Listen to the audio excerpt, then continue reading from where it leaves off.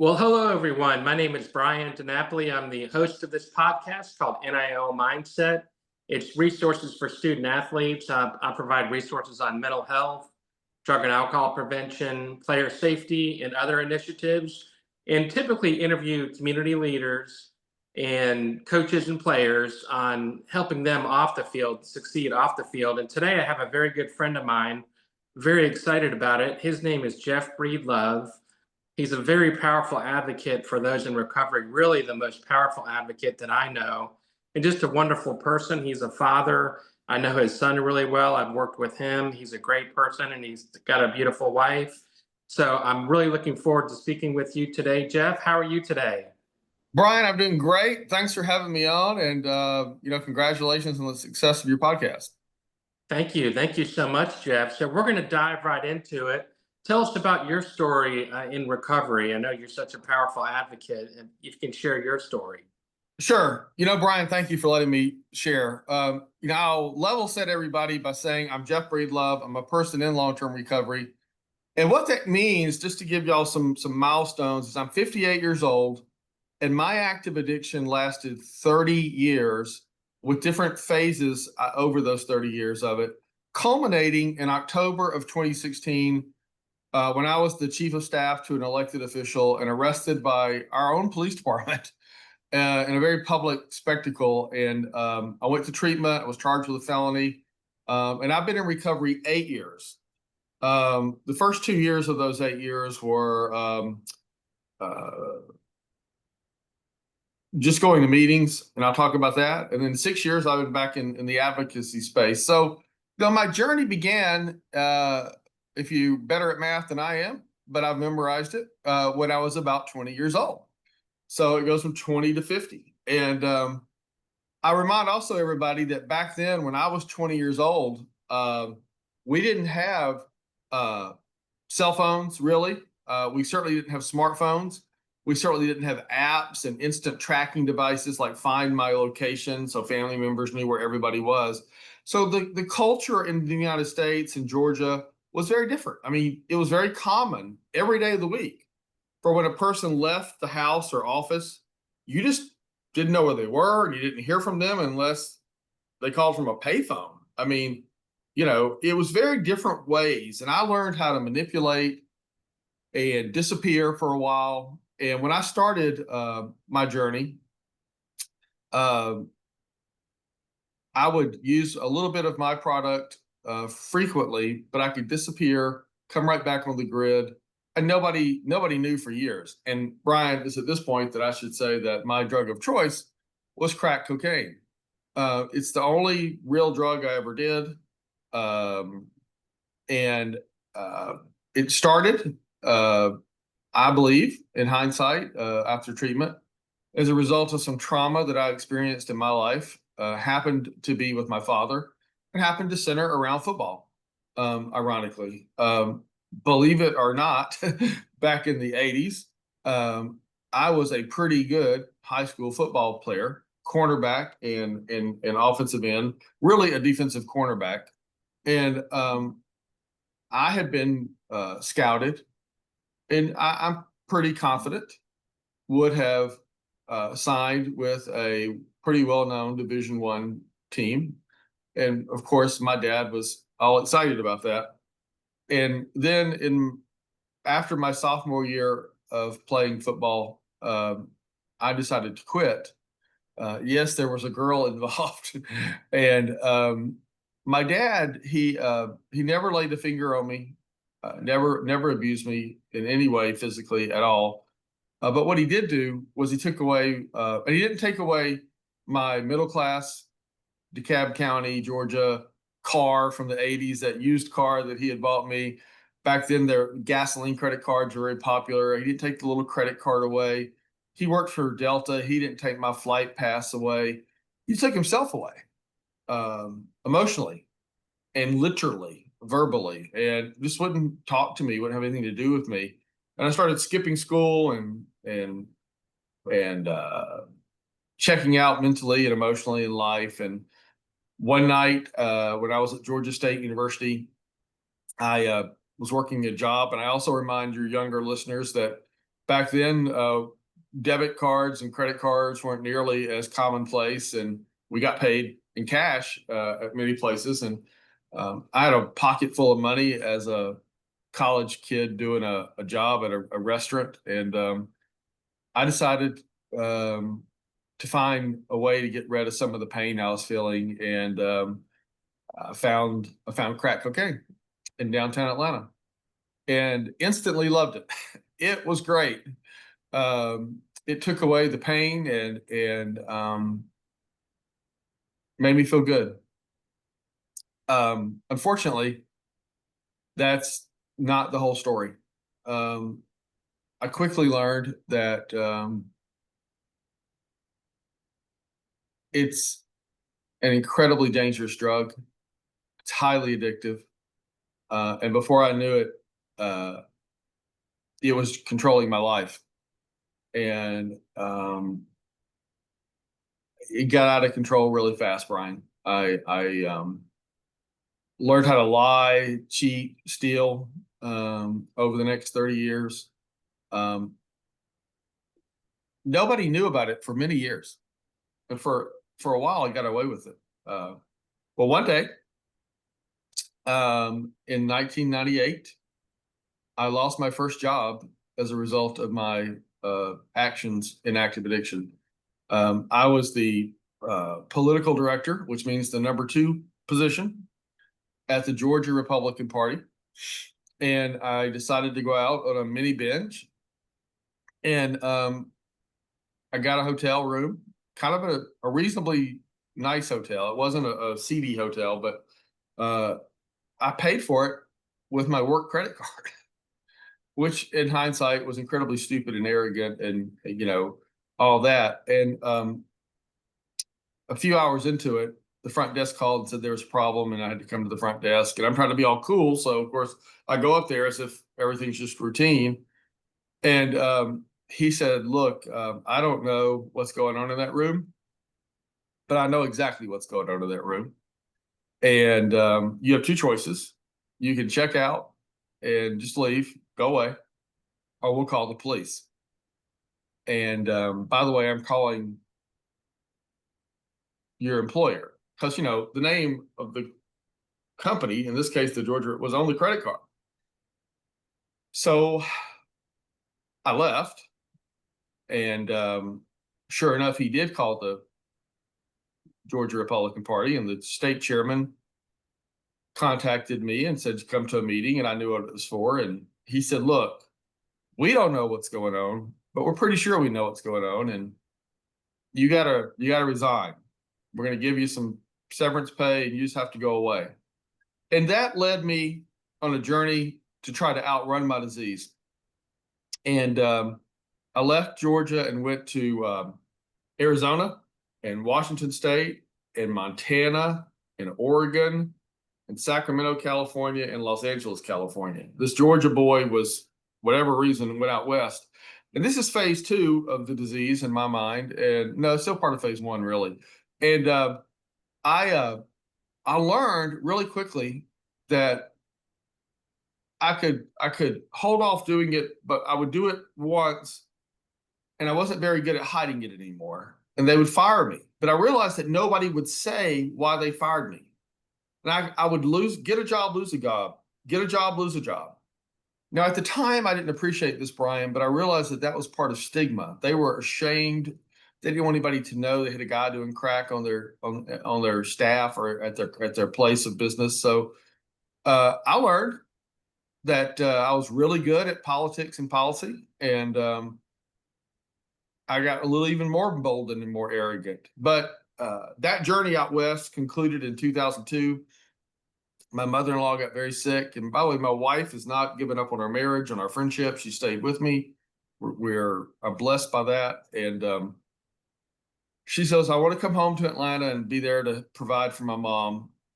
And I called the lieutenant governor of Georgia up and just said, I need a job. And he said, of course you have a job. Come on, work for the state senate. And I did. And I'm like, I can do whatever I want to do, is my arrogant thought. And came home and Brian, this enters phase 2. For 7 years, I did not do drugs at all. And my wife and I thought I was cured and that I was better and that I had done it. Now, of course, I need to tell everybody listening, that's not how it works. I had not done it. I had not beaten it. I was not cured. It was just the grace of God that I white knuckled it for 7 years. But after those 7 years, phase 3 started, which was the most dangerous part of my 30-year journey. And it was 11 years. And once a year for 11 years, I would go out on a horrendous 2 or 3 day binge and just go off the grid, abandon meetings. On the way to a meeting, I remember once I did it, just left, didn't show up to the meeting, abandoned my family. I pawned electronics. I gave away my car, traded cell phones. And the worst thing of all, Brian, to tell you and your audience about the insidious nature of this disease, I'm a thief. Now, I never stole from a business or somebody's outside of my family, but I stole $77 in quarters or coins from my son. And I know it was $77 because I took the coins up to the grocery store, put it in that change machine, and it spit out a receipt for $77. And I went and bought crack. So if you think you're immune, if you think you can handle drugs differently, I've got news for you. You're not the one. You can't. It'll catch up to anybody and everybody. And it caught up to me. And I've put my mom and dad in harm's way, where I ran up debt with drug dealers who had guns, and my mom and dad would show up to some less than 5-star hotel with a wad of cash to pay off a drug dealer. My wife would do the same thing. My wife would go looking for me in less than top-rated Zillow neighborhoods. And I put my family in harm's way, and emotionally and mentally. My son, we adopted Jack, and he grows up not knowing and then knowing. And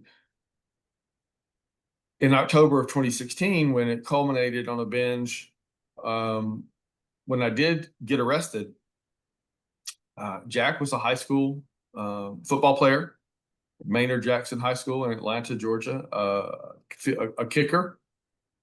And that Friday that I went on a binge, I was going to go to his Friday night football game, and I did not. And he had to endure, as a high school student, 5-6 days of Atlanta media about his dad, the crackhead chief of staff, being arrested. It was all over social media in Atlanta, pages and groups that deal with government and politics. And you can just imagine the impact that, in hindsight, my dad put on me in high school. Well, now I've put trauma on my son in high school a generation later. And of course, my wife. And Brian, I'll conclude this long story with this. When I left the DeKalb County Jail, which, by the way, looks like it's the Death Star parked, and I assure you I've been in that building as a VIP and as an inmate, and I do not recommend it as an inmate whatsoever. 1 star, the food's terrible. You do not want to put yourself in a position of being inside the DeKalb County Jail for any length of time. I come home and there's a family dinner, kind of an intervention, but not really. My mom and dad and sister are present. My wife and son are present. And they tell me that I'm either going to treatment or I'm moving out. They're all done. And to go to treatment, Brian, in 2016, my middle-class family, we went into deep debt. Some families can't even go to debt. And I know it's a blessing that we could structure debt, but my dad took a major penalty in his retirement plans, with the institutions, for an early withdrawal. So it impacted my mom and dad's retirement. It impacted my sister's inheritance. And it impacted my son's ultimately, because whatever I got was going to go to him. It impacted my son's inheritance. So I know this isn't some big, millionaire's inheritance. It's some middle class, but still, it was my family's little nest egg. And they used that nest egg up, a large part of it, to get me treatment. And we had that dinner when they said they were doing that. And I get emotional because I did not know it at the time, and I'm going to give the spoiler alert, but that's the last time I would see my dad alive. Now, my dad had been the source of a lot of my trauma, if you remember. And so I go to MAR. I went to a place called MAR, MARR. It's in DeKalb County, Georgia. They are 50 years old, one of the best in the nation. A great men's professionals program. Delta Airlines sends their pilots. The Georgia bar sends their attorneys. Multiple states send doctors there, and it's a wonderful program. And you have to tell your life story. Now, if you do it right, and you have to handwrite everything, y'all. There's no laptops, no computers. And the older you get and the more active you've been, if you do it right, you're writing a lot of pages. And I had two roommates who had taken it seriously, and they encouraged me to take it seriously, and I did take it seriously. And at the core of your life story, if you do it right, are feelings. And feelings for men sometimes are not something we acknowledge, explore, and confront. And it came my day to stand literally, Brian, literally in a circle of men and tell my life story. And I did. And I had watched some, obviously, and I could tell the guys who were not really doing it, and I could tell the guys who were doing it. And my roommates really were on my case to really do it. And I did it. And I got pretty vulnerable with feelings. And of course, I'm still not really in recovery yet. I'm still in treatment, trying to figure this recovery thing out. And I'm a little bit ambivalent and a lot scared, still very arrogant, still very ashamed. And of course, Mars says, well, thanks for telling us all this deeply personal stuff. We're going to have the family counselor get with you and your dad, and well, we'll fix everything. And I'm like, sure, whatever, great, sounds good. But there's a part of me that was like, well, good, I'll finally get to talk to my dad, and there'll be some person there that's like a referee and coach, and they'll guide us through it. Okay, great. Well, 3 days later, I was in a meeting at MAR, and they knocked on the door, and they came in the room. Now at MAR, meetings are never interrupted, and they wanted me. And I was like, my brain starts running, and I was like, wait a minute, I haven't done anything wrong. I haven't broken any rules. What the heck? What about, I instantly think I've done something wrong. And they take me into the director's office for the men's program, and he sits me down, and he tells me that my father's had a heart attack and it's not going to make it. And that leads a whole series of events about my recovery where I never got to process my trauma with my father, with him conscious. I did share some words at his hospital bed when he was hooked up in ICU. And one of my roommates that was taking this all seriously is, and this is a God thing, Brian, I believe, Dr. Mike from Kentucky is a cardiologist, a heart surgeon, for heaven's sakes. And he's like, Jeff, I believe deeply that your dad can hear you and you need to talk to him. And my wife and mom wanted me to talk to him. And so I did at a hospital room. And that's how insidious, evil, and bad this disease is that in the beginning, I said, hey, I liked it and it worked and it was great and it made me feel good. But I assure anybody out there who may be in active addiction, who may be wondering if it's okay to just try some drugs, that you're the one that can handle it. You're not. And it will quickly take over your life. It'll rob you of everything you think you really want. And the bottom line, Brian, is that the number one cause of death right now in America for Americans 18 to 45 is overdose and fentanyl poisoning. And I'm sure we'll talk about fentanyl in a minute, but if you haven't started, I'd encourage you to think about getting some treatment on the front end, reaching out to people. If you're in active addiction, I want you to know recovery is real. And I'm sure we'll talk about ways you can find people to help you get out of active addiction. But I am very, very blessed to be alive. I'm one of the fortunate survivors, and addiction's killing too many people in this country. Well, thank you for sharing such a powerful story, Jeff. And I quit alcohol over 25 years ago. It's the best decision I ever made. And I've always looked up to you, and you're just incredibly inspiring, everything you do for those in recovery. I didn't know all these stories about the late phase one that you went out west. And then about phase two, I knew, of course, knew about phase three. I didn't realize you had stopped for 7 years, but it is amazing the collateral consequences of addiction. Like you mentioned, your family and your parents and what happens. I heard someone say, I think it was the actor Danny Bonaducci said, crack cocaine and cocaine are the sleigh ride to hell. So I really, really do believe that. My drug of choice was alcohol, but everyone, may have a different drug of choice, but it really is all the same. So thank you for sharing all such a powerful story. And can you talk about your story in recovery and all the great things that you do? It's unbelievable to follow you on LinkedIn. It's like you're on a world tour, and you stop at Well, so many places. So if you could share some about your story in recovery. I'm happy to, Brian. Thanks for the opportunity. So that 8 years later, it's kind of funny, but it wasn't funny 8 years ago. So there I am sitting in this place called MAR, which, intellectually, I understand one of the best. I'm blessed and fortunate to be there, and saw all these other professionals around me. And, these professionals around me literally are CEOs of companies you've heard of, or at least senior vice presidents or, senior staff. They're teachers, they're lawyers, they're doctors, they're pilots. These are jobs that, to me, like, it's a big deal to fly an airplane, right?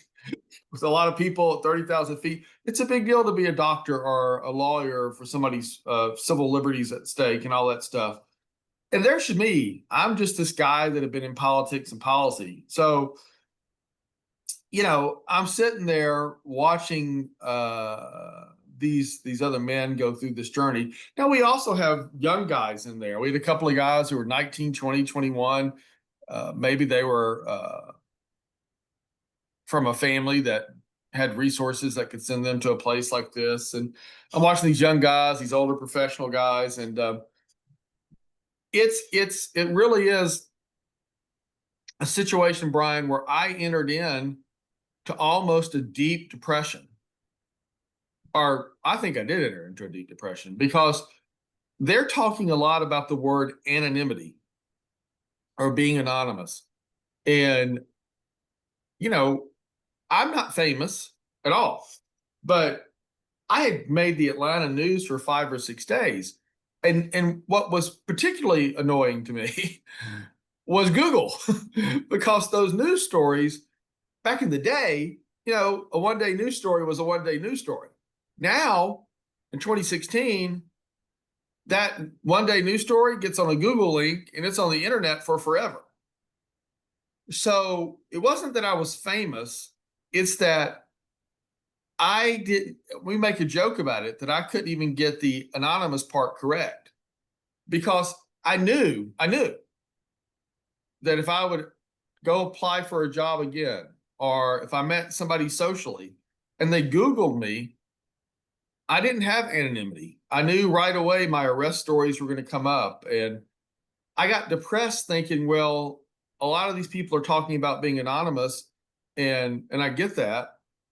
I don't have that luxury to make that choice. Do I want to be anonymous or do I want to be out loud? So that right away, right off the bat, Brian, I didn't even get the choice to be anonymous. And that's important in my recovery journey. So now I'm sitting there at MAR. My boss who fired me, Nancy Jester, was a commissioner in DeKalb County. And Nancy, I just recently, prior to the taping of this, we had Starbucks together. We have repaired our relationship, and it's a wonderful thing. She's on the board of directors of the American Addiction Recovery Association. And that's a whole story about that relationship. But at the time, in 2016, she fired me right in the Atlanta Journal-Constitution. I mean, she didn't come to me to get my side of the story, to understand. She just fired me. And that's like, wow. So I've been fired very publicly, and nobody wanted my side of the story. And I'm thinking to myself at MAR, well, I understand intellectually that the FAA has a series of protocols that a pilot can go through. And if a pilot satisfies the FAA, and then their particular employer, their particular airline, Delta, United, American, whatever it is, they'll let that pilot go fly an airplane again. Which again, to me, is a big deal. And I knew the same was true for doctors and lawyers and teachers, that they could go through protocols and go back in courtrooms and debate about people's money and civil liberties and going to jail or not jail, and they could operate on people or not, or teach our kids or not. I understood all of that already in treatment. What I convinced myself, because remember, I'm in treatment, not recovery, is nobody would ever hire me to be in politics or policy again, because nobody wants to crackhead around their operation. So I told myself in treatment that I was a lost cause.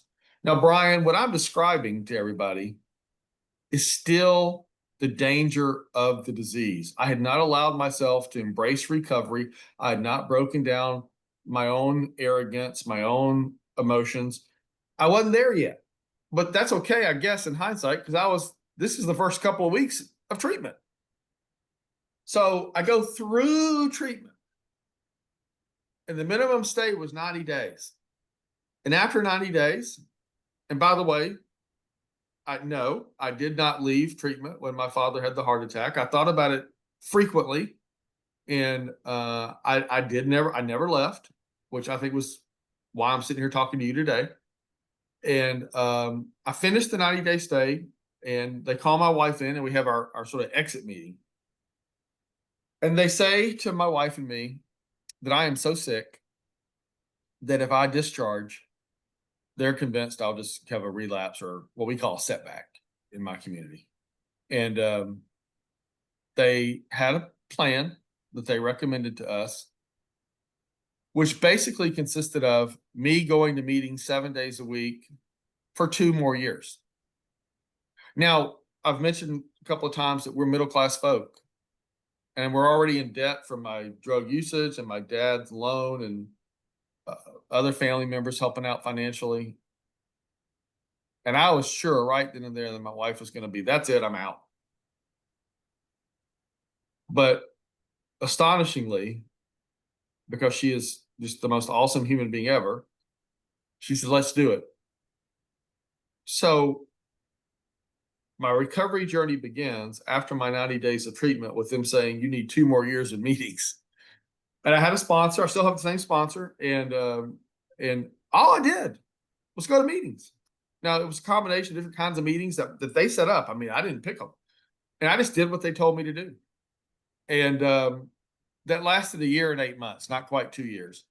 And they called me in and they said, well, we think it's time for Jeff to go to work. Well, Brian, understand at this point, I had sort of got into a groove, and I was like, I don't want to go to work. And they were like, well, you got to go to work. Now, Brian, at MAR, and many treatment places have like a treatment job where you go down to the local fast food place or some small business that supports the men or women of that treatment center in a kind of a reentry job kind of gig. And I thought they were about to tell me I had to go apply for something like that. And they said, oh, no. You're going right back to your professional field.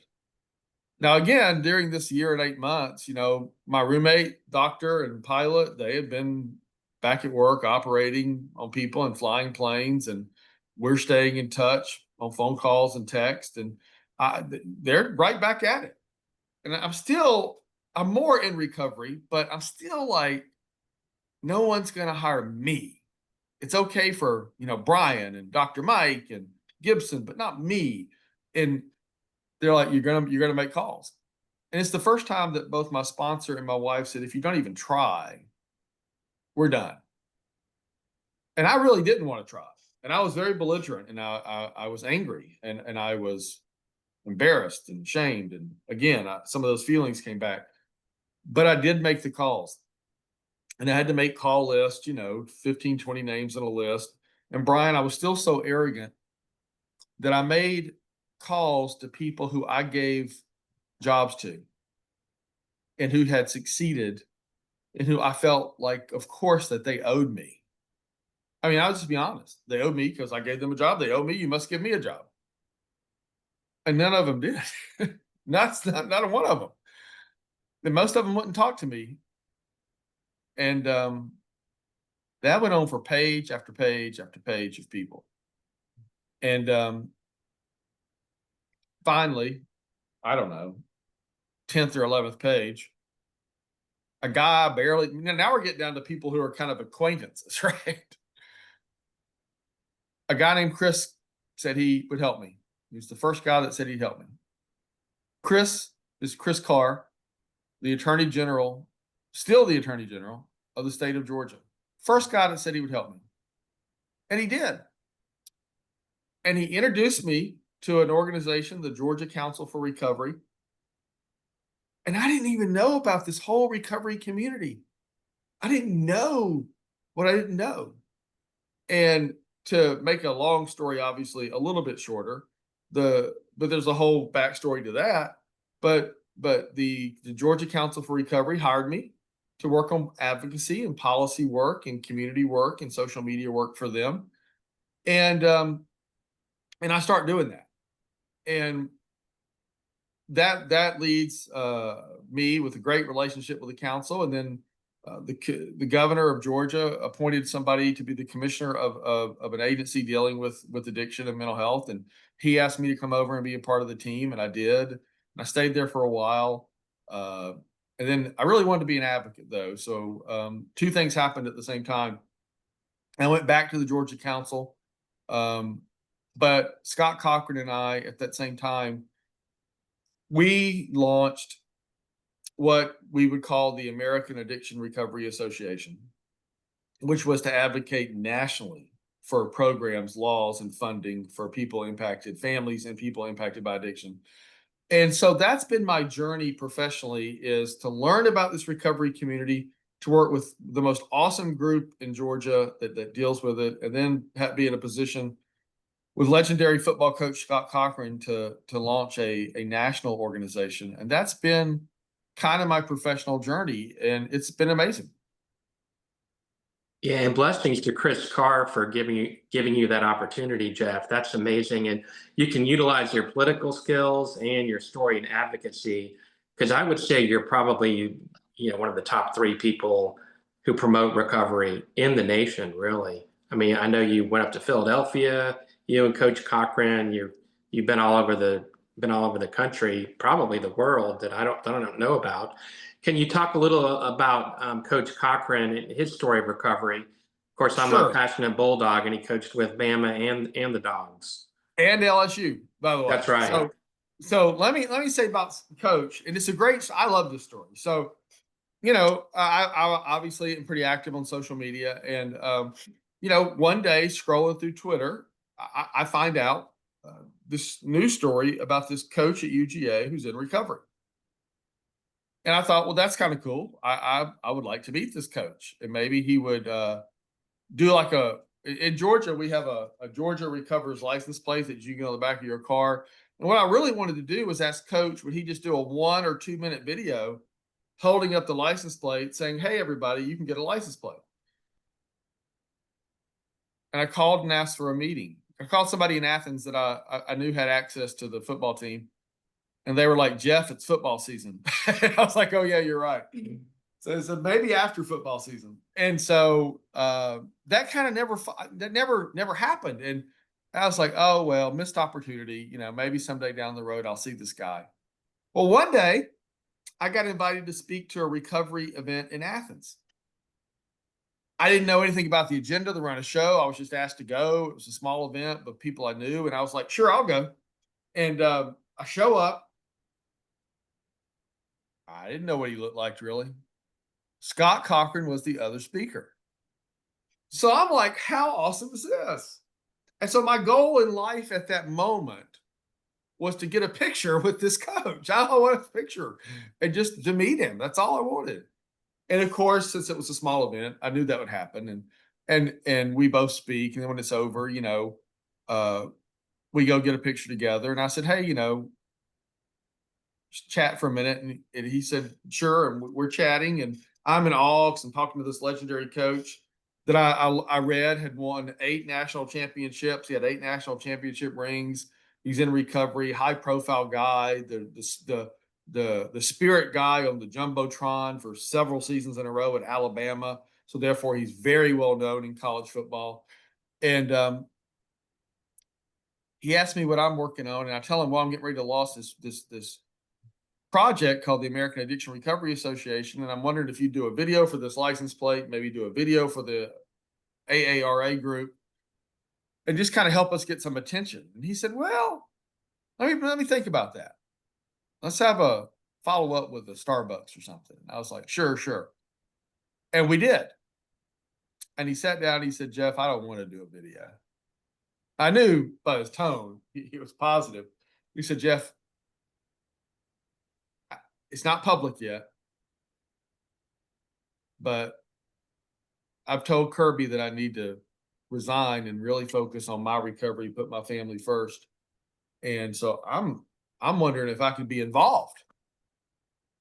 And I'm not I may have been in active addiction, but I'm not a complete idiot. It's like, coach, man, what a blessing. So coach becomes the president of AERA right there on the spot.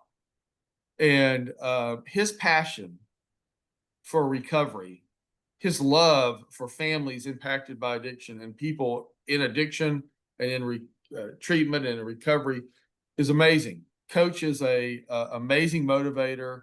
He's got a heart of love for people impacted by this disease. And he has blessed our group, AARA, the American Addiction Recovery Association, with so many blessings in terms of leadership, organization, contacts. And so Coach right away became president of our group. And ever since then, we've been very methodical. Our group's just over a year old. We have been all over the country. We are blessed with a board of directors from literally coast to coast, from California and Oregon all the way to New York and other states on the East Coast and in between. And we have a great board of directors. We've started a board of governors, which are people that help us with our policy development and community work. And we just have a great leadership team around us. And we have some programs. I'm sure we're going to talk about one of them today, but we have 4 or 5 basic programs that are our foundational work.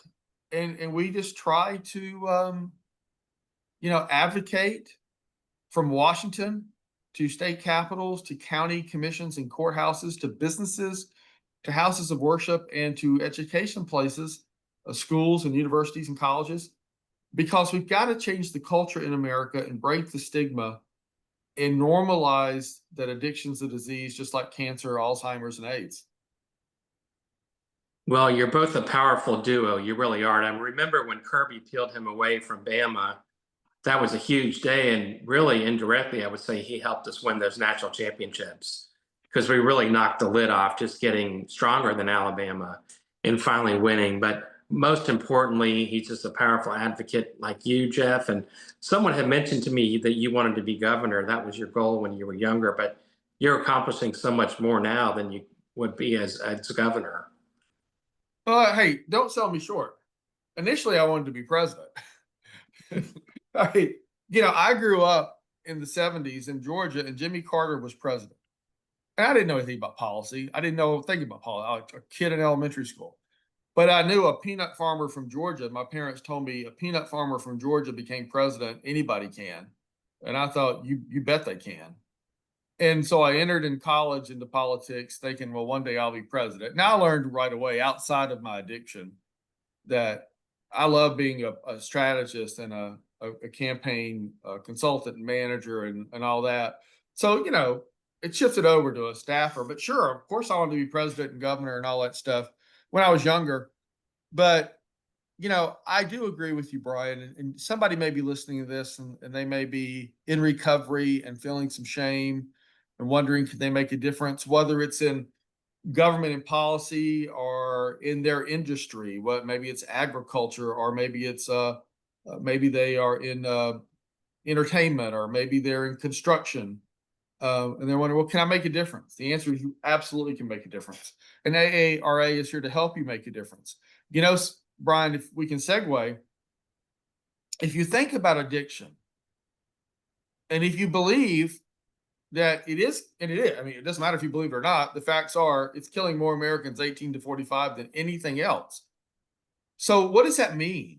Well, it means two things, actually, Brian. One thing is it means that if the government report says 18, that they're starting to use at 15, 16, 17. So it means it's our high school and college kids. It means it's our new families. And it means it's the heart of the American workforce. That's 18. That's what 18 to 45 is. So it's a very serious situation. It's a whole generation at risk of either dying or being in such a bad financial, social, emotional, medical hole that they're not healthy. It's an epidemic. It is an epidemic. And the second thing it means is, what does that mathematically mean on a day-to-day basis? Well, what they tell us from the CDC and SAMHSA and all these government agencies is we're averaging about 300 overdoses a day in the United States. Now, 300 overdoses a day, when I say that, and folks are listening to this, they go, well, that's just a number, Jeff. But Coach Cochran can describe that number. What Coach Cochran says, and sports fans will get this, is 300 people is a Division I football team flying on a chartered flight to an away game. That's what it is. So he said, imagine if on Monday the UGA football team was going to go to some event and they had the plane loaded up with everybody that travels to a game and the plane crashed. America would go, that's a great tragedy. And we'd be very sad that a college football team and all its staff and support people died. If it happened on day 2 that the Alabama plane crashed, we go, oh, no, that's odd. And if on day 3 the LSU plane crashed, well, people would be in an outrage, and parents would want, nobody would want to fly. They'd want Delta to figure this out. They'd want the federal government to figure this out. They'd want action. They demand the country take action, because we can't watch college football teams and all these kids die every single day on TV. That's what's happening every single day. They're just not college football teams on airplanes. And I'm here to tell you, I don't care if Fox News is your news, CNN, MSNBC, ABC, CBS, NBC itself. I don't care what your favorite news outlet is. They're not covering the addiction epidemic the same way they would if it was a college football plane crashing every day. And until we do in this country, until we elevate it to the level we did COVID, until we elevate it to the level we did AIDS, until we elevate it to the level we do for breast cancer, then we're going to keep going to funerals. And we're going to keep running people through the criminal justice system that need medical help, because as a country, we're just not breaking through that stigma and saying we have to make this the number one domestic policy issue in the United States, Brian, in my opinion, from Washington to every state capital, to every county commission and city council meeting, and in every business boardroom in this country, whether you're a big business like Coca-Cola or whether you're a small barbecue restaurant on the town square and everything in between, if it's not what's leading off your board meetings and your staff meetings and your caucus meetings, as if you're not saying, what are we doing about the number one issue killing the most Americans 18 to 45, then you're not helping to solve the epidemic. It really is an excellent analogy, Jeff. And I've told my story of overcoming alcohol abuse at University of Georgia, and I've met more moms at UGA who've talked about their son or daughter who've died from taking that one pill that was laced with fentanyl. They may have taken what they thought was Adderall and they're slumped over in their desk, or they were out partying after a football game and someone gave them a pill. So it's incredibly powerful what you're sharing. And can you talk about the Purple Project? Thanks, Brian. It's great. We're excited. So at AARA, the American Addiction Recovery Association, which, by the way, you can find us at eliminatethewhisper.org.org. That's our website. We are on Facebook, LinkedIn, Instagram, and Twitter, of course. Type in American Addiction Recovery Association, AARA. I'm sure if you Google Scott Cochran or Jeff Breedlove, you'll find it.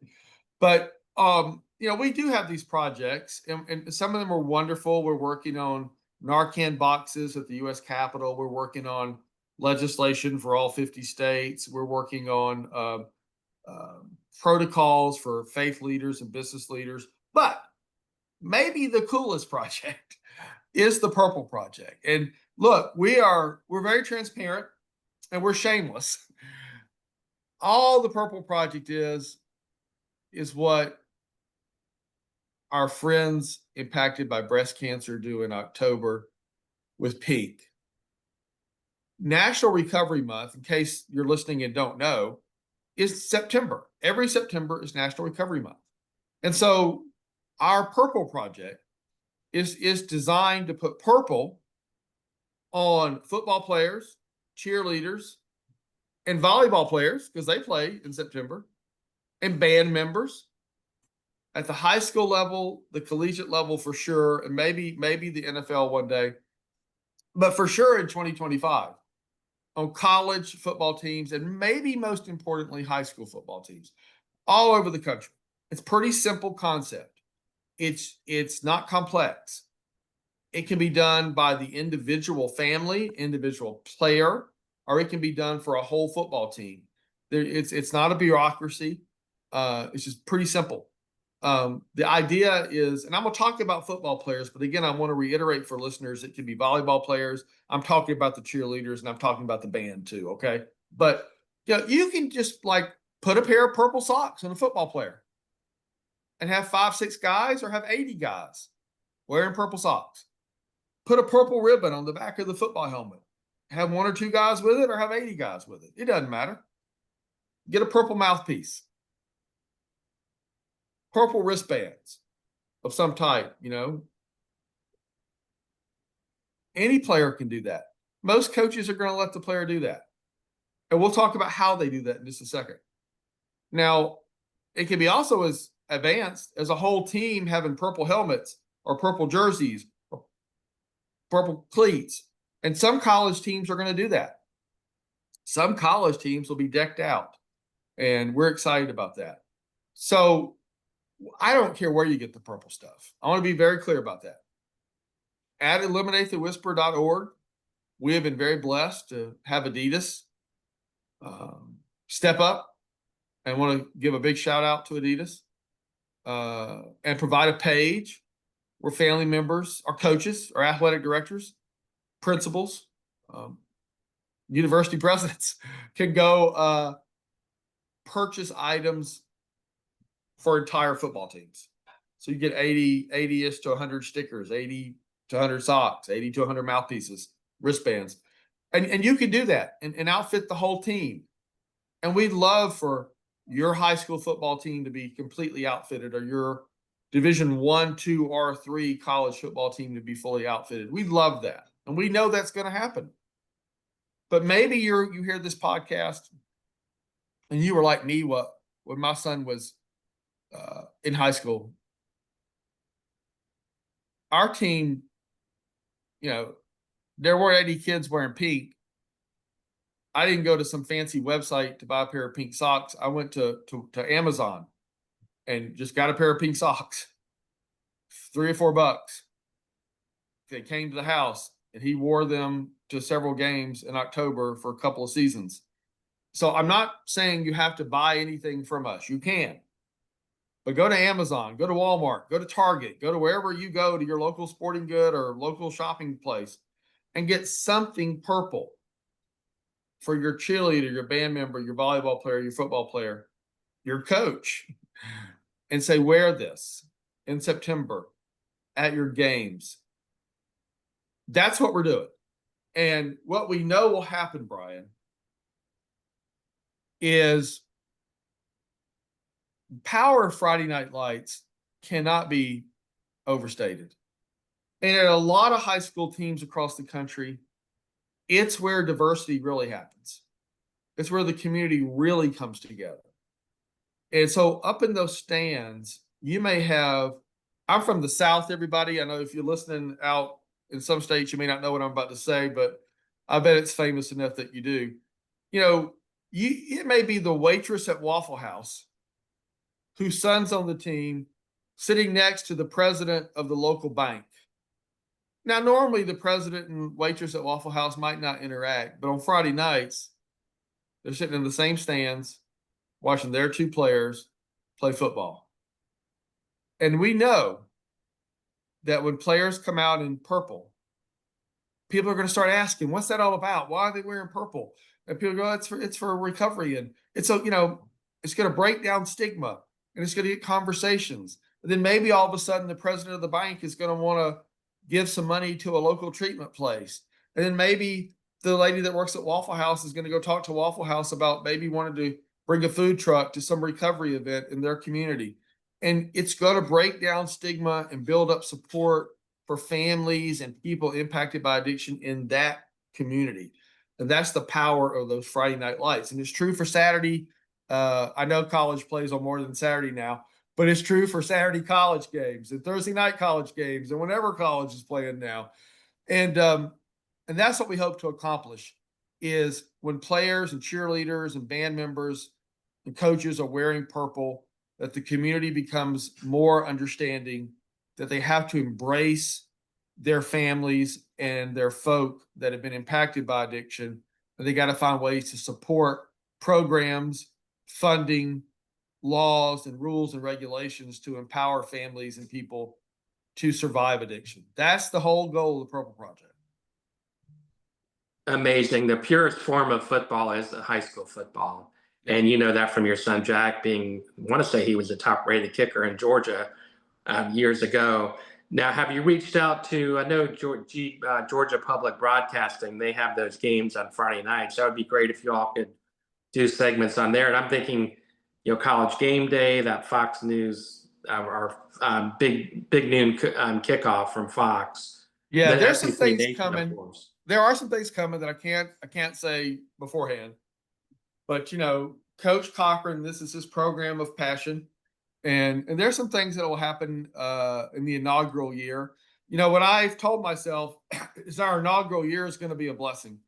I know from Washington State and Oregon out to New Hampshire and New York State and down to Florida and Missouri and other states, we're going to have purple, of course, in Georgia and Alabama. We're going to have purple on players and all that stuff. It's going to be great. But I'm reminded that Super Bowl I was not a sellout, and tickets were pretty cheap, and people weren't quite sure what it was all about. And now the Super Bowl is the thing. So we will not have our best year in 2025. We will have our first year in 2025, and we will be blessed by football programs, volleyball programs doing this across the country at the high school and collegiate level. But I'm confident that by year 2, 3, and 4, the Purple Project will just be at a whole different level of success. I mean, I was on the phone prior to this taping with I'm gonna give them a shout out. The high school folks in Harlem, Georgia. And if you don't know where Harlem, Georgia is, that's okay. It's right by Augusta, Georgia. You may know where that is. It's on the border of Alabama and South Carolina. In Harlem, Georgia, the Harlem Bulldogs, they're going to do it up. They're going to do it big time. They actually only have one home game in all of September this year, which is kind of interesting. And because of bye weeks and away games in September. So they got one home game, but they're going to do it right. They're going to have somebody in the press box, a person in recovery from Harlem, have a couple of minutes to talk about the Purple Project. You know, not coach or me, but somebody locally. And they're going to have cheerleaders and band members and football players decked out in purple. They're gonna make some local T-shirts and put "In the Whisper," which is our thing. In the Whisper. Hashtag End the Whisper, by the way, on social media. ENDTHE Whisper. They're doing it right, and we're so excited and we're so blessed. And you know, there'll be other teams that don't go as deep as Harlem Georgia Bulldogs are. Go Harlem Georgia Bulldogs. But they'll let their players wear purple. And that's cool too. So everything from a coach just letting a few players wear purple to a coach and athletic director saying, you know what? We don't have a lot of money at our program, but we can buy some purple stickers for every helmet. Or they go, we got a great booster club. And we always want to promote social causes. And so the booster club goes, yeah, I can buy 100 to 80 mouthpieces for every player to wear. Well, we can do that. So if you're a booster club that's been blessed, bless this cause. Get those wristbands or mouthpieces, stickers or whatever, socks, you know, and help make the Purple Project a thing that impacts communities across America during September 2025. The exciting part, Brian, I haven't even told you, to me, what's the real exciting part. Some schools are going to give us permission this year to promote it in advance, like to do social media posts saying, join the Harlem Bulldogs on the Purple Project. And that'll be fun to promote it in advance.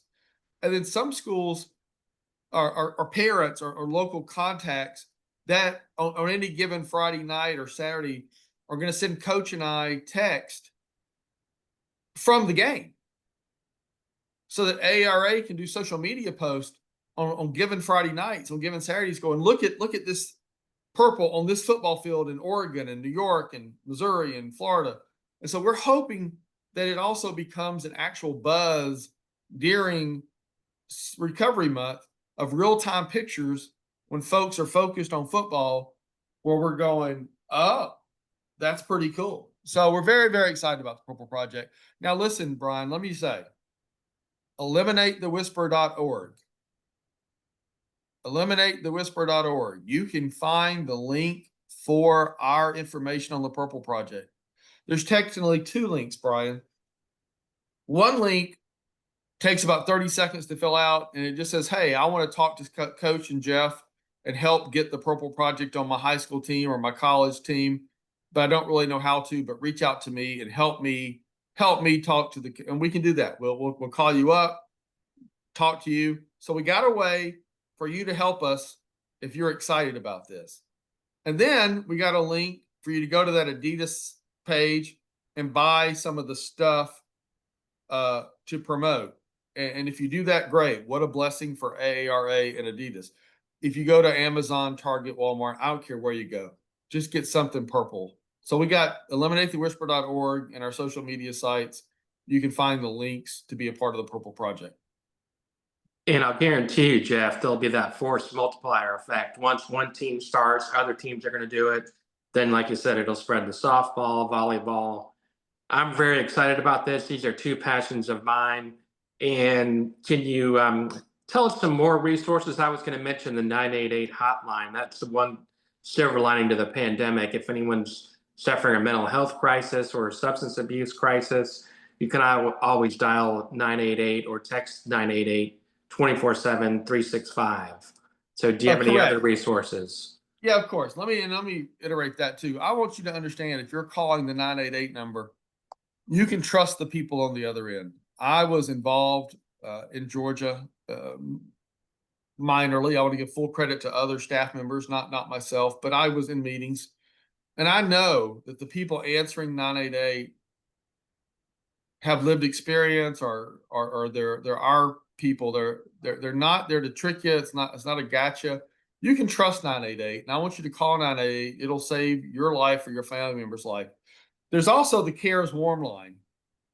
And Brian, that's a number I'll repeat twice. It's 844-326-5400. 844-326-5400. And my friends at the Georgia Council for Recovery, they run that for the state of Georgia, but you can call from anywhere in the country. And it's manned only by peers in recovery. It's not law enforcement. It's not clinical. They're not there to fix you. They're there to help you, to hear you. Now, if you are in crisis and you call that number, great. They'll do a handoff for a crisis thing.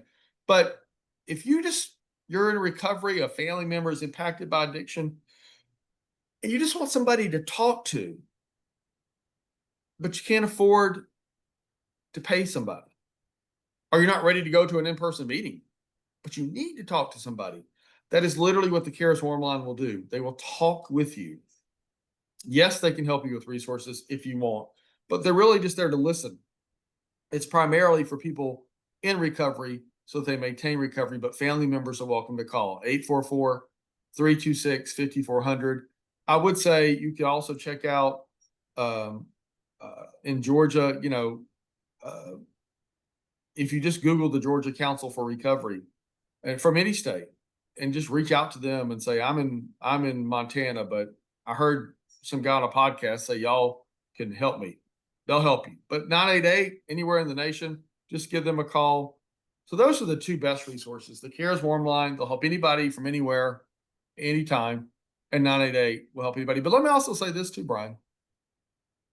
Maybe you're a person out there in active addiction, and you haven't suffered any legal consequences yet. You kind of want to stop, but you're not going to go to a meeting because you're not a meeting person, or you're still ashamed, or whatever. The Georgia Council for Recovery also hosts virtual all recovery meetings, which means it doesn't matter what your drug of choice is. It doesn't matter if it's mental health and addiction, just mental health. It's for everybody. Gambling, it could be anything. It's an all recovery meeting.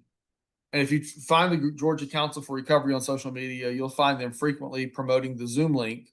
They do them every day, 7 days a week, twice a day, 10 a.m. Eastern, 7 p.m. Eastern. And you can get on there anonymously. It's on Zoom, so you can close your image and type a fake name in the little Zoom thing. So if you need to connect with people, or maybe you're in recovery, but you just need to connect, go and find one of these virtual all recovery meetings every day at 10 a.m. and 7 p.m. Eastern time from the Georgia Council for Recovery, and go to the meeting. And we've been doing these since COVID, and they're very successful. They're very welcoming. They're very warm. They're totally free. You will never be asked for money.